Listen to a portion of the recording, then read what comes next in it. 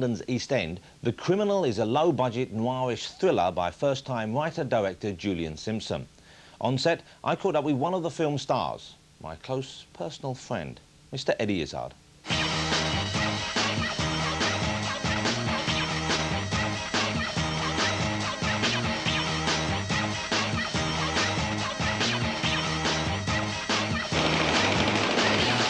We're here on the set of, I hesitate to call it your new movie, even though it's a new movie in which you're in, but it's obviously an ensemble piece. There are a number of people there, but I think it's really my story. Okay. Tell us about the film. It's called... I've said this about every film I've been in, so with parts this big. 219, take two.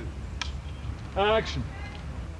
My character's a shithead, a bit of a shithead, as much of a shithead as I wanted to be, and I like playing shitheads.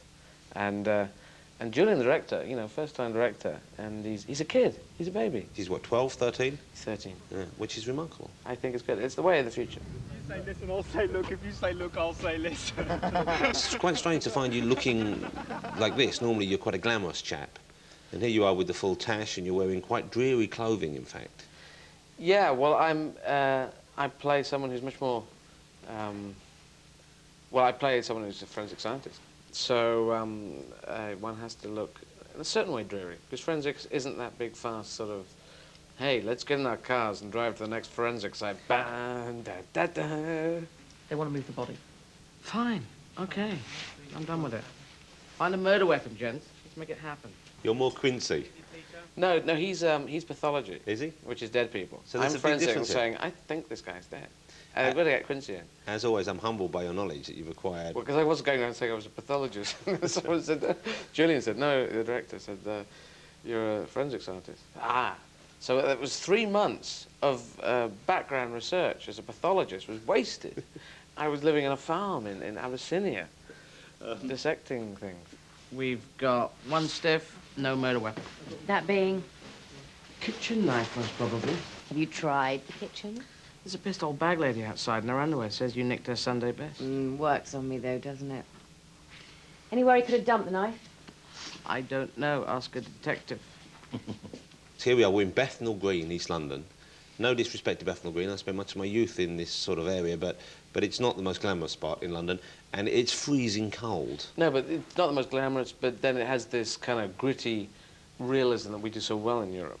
And it's got that long Good Friday kind of touch to it, man. And how do you deal with how do you combat the chill? Because I'm freezing here. Or you just wear big knickers. Perhaps still best known for the surreal sense of humour he displays in his stand-up, Eddie's recent roles in The Secret Agent, Velvet Goldmine and The Avengers are bringing equal recognition for his acting talents. That was a very silly thing to do.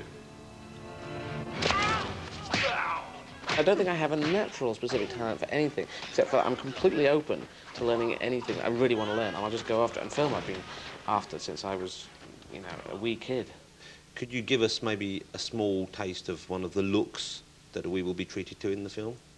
Yeah, I do quite a lot of this.